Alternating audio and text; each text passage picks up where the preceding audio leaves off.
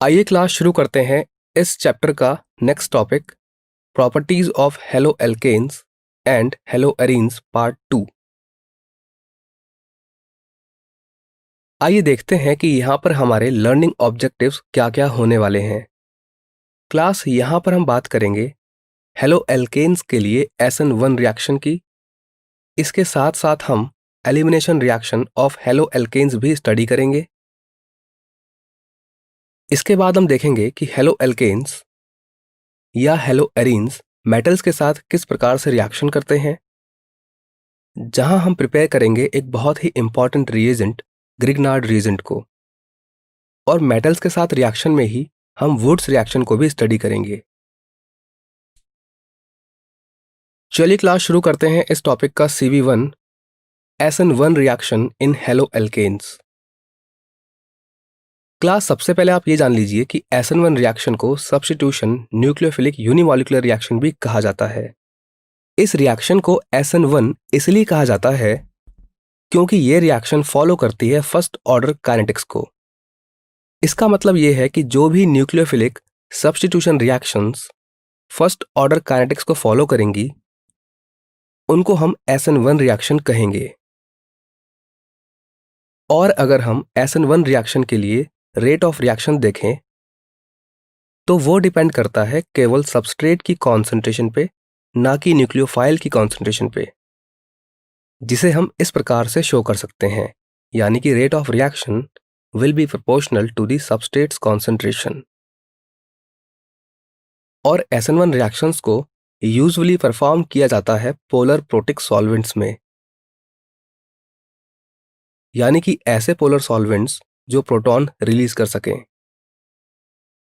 और ये जो SN1 रिएक्शंस होती हैं ये 2 स्टेप मैकेनिज्म फॉलो करती हैं। चलिए क्लास देखते हैं कि SN1 रिएक्शन का मैकेनिज्म हम किस प्रकार से शो कर सकते हैं। SN1 रिएक्शंस में पहला स्टेप होता है फॉर्मेशन ऑफ कार्बोकैटायन। तो क्लास ये हमारे पास एक एल्काइल हैलाइड है और फर्स्ट स्टेप में इसमें से हैलोजन निकल जाता है जिससे हमें कार्बोकैटायन प्राप्त होता है, और ये है वो हैलाइड जो यहाँ से रिमूव हुआ है।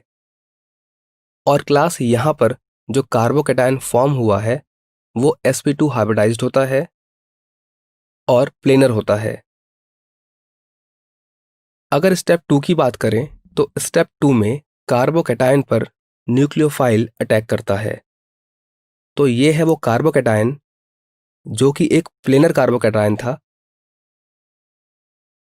और प्लेन को आप यहाँ पर देख सकते हैं। और क्लास ये है वो न्यूक्लियोफाइल जो कि नेगेटिवली चार्ज्ड है और कार्बोकैटायन पर अटैक करता है। अब क्लास क्योंकि कार्बोकैटायन प्लेनर है और एक प्लेन में 2 साइड से अटैक किया जा सकता है, तो इसलिए ये न्यूक्लियोफाइल अटैक कर सकता है इस साइड से या फिर दूसरी साइड से। तो क्लास जब ये न्यूक्लियोफाइल अटैक करता है तो यहाँ पर हमारे पास चांसेस होते हैं एक तो ये स्ट्रक्चर मिलने के, यानी कि जब न्यूक्लियोफाइल ने किसी एक साइड से अटैक किया हो, या फिर ये दूसरा स्ट्रक्चर जहां पर न्यूक्लियोफाइल ने किसी दूसरी साइड से अटैक किया है। अब क्लास क्योंकि यहाँ पर अगर न्यूक्लियोफाइल प्लेन के अलग अलग साइड से अटैक करेगा तो हमारे पास 2 डिफरेंट कन्फिगरेशंस आएंगी, जैसा कि आप यहाँ पर देख सकते हैं, और इसलिए यहाँ पर होता है रेसेमाइजेशन। चलिए क्लास अब SN1 रिएक्शन के कुछ की पॉइंट्स को समझ लेते हैं।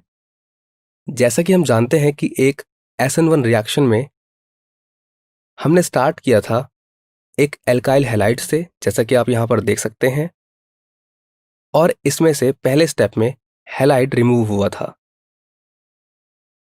उसके बाद हमें मिला एक प्लेनर कार्बोकैटायन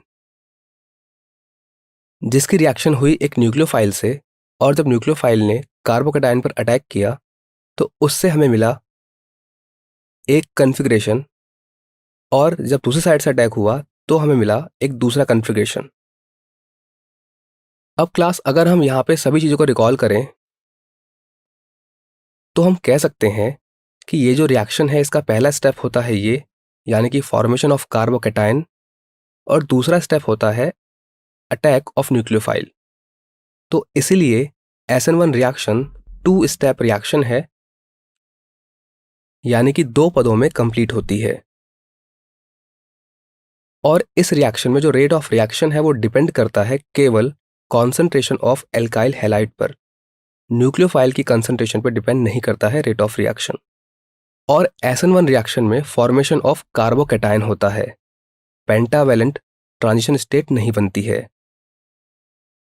और SN1 रिएक्शन में रेसमाइजेशन होता है। अगर हम ऑर्डर ऑफ रिएक्टिविटी की बात करें तो उसका ऑर्डर डिपेंड करता है स्टेबिलिटी ऑफ कार्बोकैटायन पर, यानी कि जितना स्टेबल कार्बोकैटायन मिलेगा उतना ही ज़्यादा ऑर्डर ऑफ रिएक्टिविटी होगा। तो क्लास इसीलिए हम कह सकते हैं कि 1 डिग्री एल्काइल हैलाइड से मिलने वाला जो कार्बोकैटायन होगा उसकी तुलना में ज़्यादा स्टेबल कार्बोकैटायन होगा 3 डिग्री एल्काइल हैलाइड से मिलने वाला। तो इसलिए अगर हम 1 डिग्री, 2 डिग्री और 3 डिग्री एल्काइल हैलाइड की रिएक्टिविटी का ऑर्डर चेक करें तो वो कुछ इस प्रकार से होगा, यानी कि 1 डिग्री एल्काइल हैलाइड सबसे कम और 3 डिग्री एल्काइल हैलाइड सबसे ज़्यादा।